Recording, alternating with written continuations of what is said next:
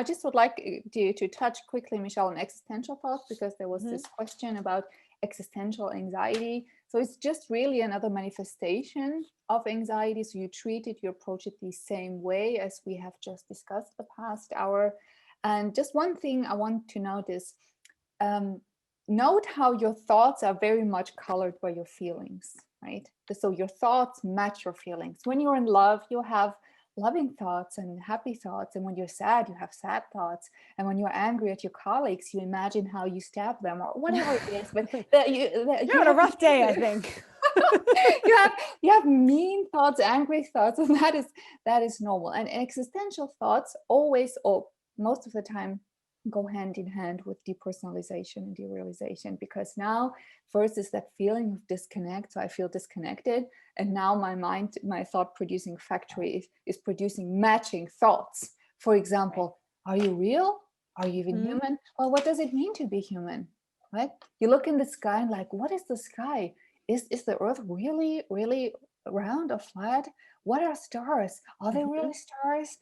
And then you start to get scared of your thought process. You're like, why would I think that? So that now must mean, always watch out for the now that must mean. So your interpretation, evaluation of your thought processes is really what keeps the anxiety alive. So you could, and again, you change your response by saying, oh yeah, well, those are stars. Who knows if they're real or not? Maybe we'll never know. Exactly. Leaving the answer open.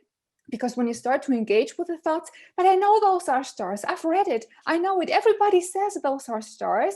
Of course I'm human. It's like you're starting to argue with those thoughts, which is pointless, really, just keeps them going. So always by leaving the door open for uncertainty, well, maybe I'm human, maybe I'm alien. I don't know. Maybe I'm living in the matrix. Who knows? We'll find out.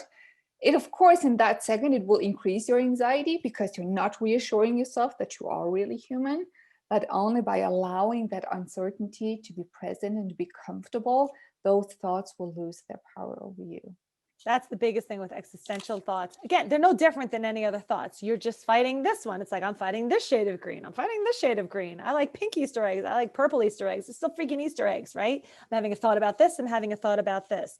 Where existential anxiety is usually, I'm fighting the idea that I'm having thoughts that I have no clear-cut answer for.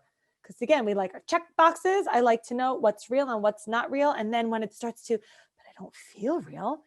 I mean, I know it's a body that I live in, but what is this body and who's moving it? And who am I? Am I electricity? Is it energy? And we get stuck going, this, I got to figure this out. And then you're just so sucked into your own head. So now, instead of just living and go, honestly, I don't fucking know. Oh, right? That's really the answer because you don't know, but you're fighting the fact that you don't know and feel like if I could just find the answer, then I can go. And we're here to tell you, all you need to do is go, and you don't need to feel to go first, right? It's the idea of like, let go of the fight first, because if you're hanging on, I desperately need the answer to that, right? You don't actually, you don't need good the luck answer with to that. And good luck. And why don't you have the Nobel Peace Prize yet? And let me know when you do. So you're an astrophysicist and you're going to find like the answers to the universe. Sure, that's great. But you don't need to do that to go to Target, right? Yeah. You can still go to the grocery store and not know how the universe was formed, right? Yeah. And you can have those thoughts and still go and just shop your groceries and allow those thoughts to be there. Like, it's okay to have them. You will not have them forever. And I think this is really the paradox, because we think, I'm having these thoughts. So if I really allow them and I let go of the control, then they will make me do these crazy things, right? This is the fear. This is like, oh my God, so I need to keep them out. That way I control that I don't do these things. Right. And really, Dare teaches you this step to say, you know what, just jump from the cliff, okay? Without knowing if there's a safety net. Just jump. You will be safe. And it is a scary thing to do. We know that from personal experience and from all our clients. So it's not easy, but it works. It works so well. And it's not a managing tool. I think this is also, we have not mentioned that yet today. Yeah. So we're not teaching you how to cope. We're not. No. How do you get everybody? We're going to practice breathing and our posture and this and focusing. You see this, that's how you cope through things. And coping through things just means basically I'm going to be doing this when discomfort comes, then I let go always and always for the rest of my life. And that is exhausting. That Very is much not so. living life. That is surviving through life. Right. And so we're not here for that. We're here to like, it's the difference between feeling better and healing, right? We're not here to help you feel better. You do, but like that comes by accident from no longer fighting how you're feeling, fighting through feelings until they're gone. No more labeling feelings as danger. No more identifying, oh, I don't like that thought. I feel like I'm going crazy. What if? You'll see if we keep doing, if you guys like these calls, right? Even if whoever's still on post, let us know. Do you like this? Do we look like we've lost our minds? Are we hitting the mark? Well, then you're at the right space, Michelle. And here we are. But if you guys find this helpful, you'll see these calls are be like, you will hear us say in all different ways, the same sort of thing, all different examples. But the whole point is that it's like reinforcing, and because this is habits and patterns. And honestly, it's really just like learning how to say the alphabet backwards, right? We all know. And I ask on all the calls, like, can you tell me the alphabet? And everybody from every country, from every walk of life, from every whatever starts with A, B, C, D. Right. See, not once has anybody ever said, there's an N, there's a D, there's a W. Did I say P? Oh, wait, how many is that? No, you learn it a certain way and it's ingrained. And then when you do it over and over and over again, it becomes habit. We are just here to help you form a new habit. Nobody realizes, like, we're trying to fight ourselves out of anxiety. You don't.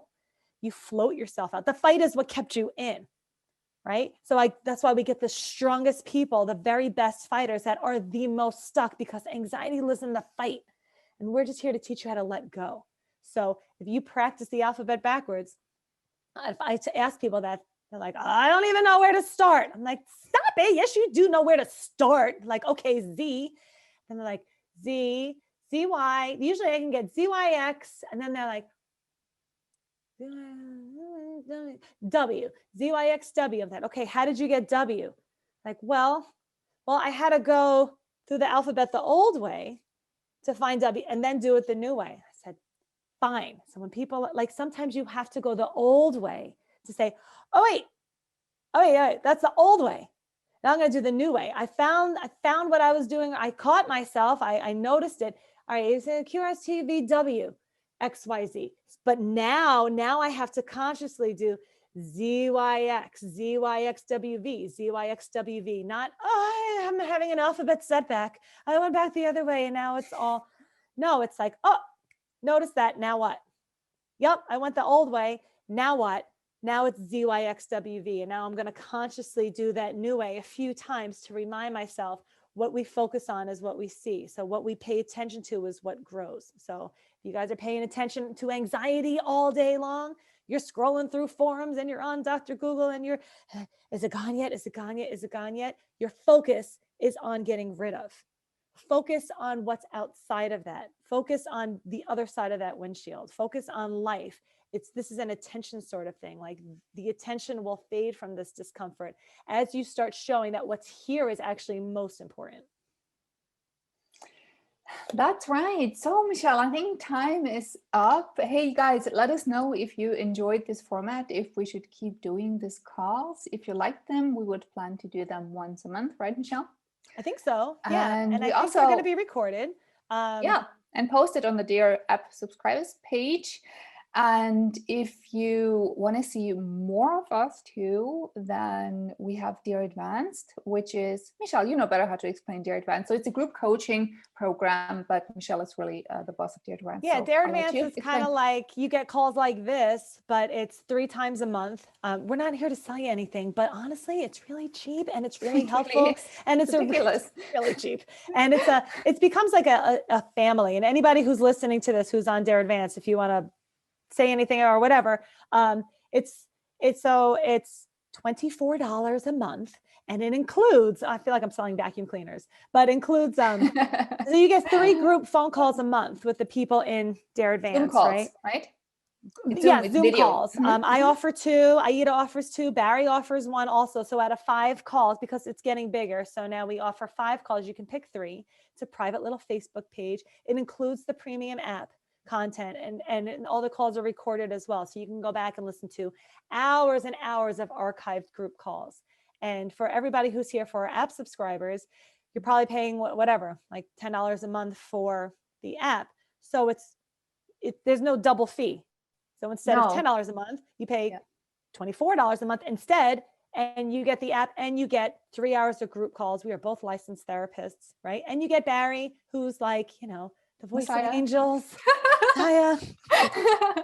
And it's like a nice little family, Dare Advance. Yeah, People have really flown beautiful. around the world to meet each other. And I know there's all little offshoot chats, and, and we have, and for anybody if you don't want to sign up for that, we also have the buddy groups that we don't. Sure. Oh, and if you're interested in Dare Advance, you could sign up on the website, dareresponse.com, and then just look up the programs.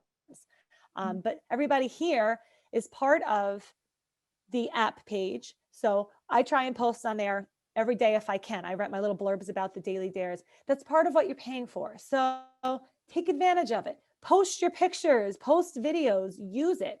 Remember, not for commiseration. Oh, I still feel I still had this feeling, but this is how I did it. This is what I did in response to that feeling. Okay. And then on the app group are also all of our Marco Polo buddy groups. So we don't run those, but what we're trying to do is give a platform where it's free, right? You can sign up for a buddy group, sign up for one that's already there. Some are specific, like driving anxiety, or specific for certain time zones, so people can chat at the same time. And some, if you just click with certain personalities, right? So if you don't see one that's relevant to you, start one. You can tag Indy in there. She oversees the Dare app groups, and that's it, really. And we offer one-to-one calls too for anybody who just wants like more of a personal touch. But I promise you, we're not going to tell you anything different anywhere else. We're just trying to find ways to reinforce this message. So don't think you need to sign up for everything for Dare to get the magic pill and the answer and it'll all be gone. We just have all different options for people that just had all, different ways they wanted to be connected. Absolutely. And Dare Advanced is so nice. The people there are so lovely. They're so encouraging. It's really it's like a big but small family, and everybody's there is just so supportive and understanding. I've never seen a bunch of people being so kind and encouraging and open. So maybe check that out. And no matter what, we're posting more videos, and probably like snippets of this is going to get cut up and put like on the YouTube channel, which we're trying to post many more videos on there. So if you haven't already subscribed to the channel, if you subscribe to it or whatever, like and subscribe or whatever the hell you're supposed to say. Right. And then you'll get notifications of when like all of our new videos come up. If anybody who's really new to Dare, I suggest go on there. We have a one with the 3 of us. Barry's on it too. And it's frequently asked questions. And then there's I did a series of 4, like one for D, one for A, one for R, one for E. And if you haven't seen those, go watch them, because I kind of pre-answer a lot of questions that I answer on so many calls when people are brand new. They're like, how do I accept and allow? And I still feel, what do you mean run towards? I'm trying to get rid of it. Like we got engaging is distracting. And it's always, so I try to address all the same things on those videos to save you all some time and money. So check them out. Great. Cool. Michelle, thank you so much. Thank you everybody who submitted their questions and who attended this call, and looking forward to the next one. Yes, me too. And I don't know when that's going to be, but we will see, and we'll post it on the Facebook page. We'll probably get a notification through your email if you're a subscriber, and we will see you all on the Facebook page. Yeah. Okay. All right. Take care. Bye, everybody. Take care.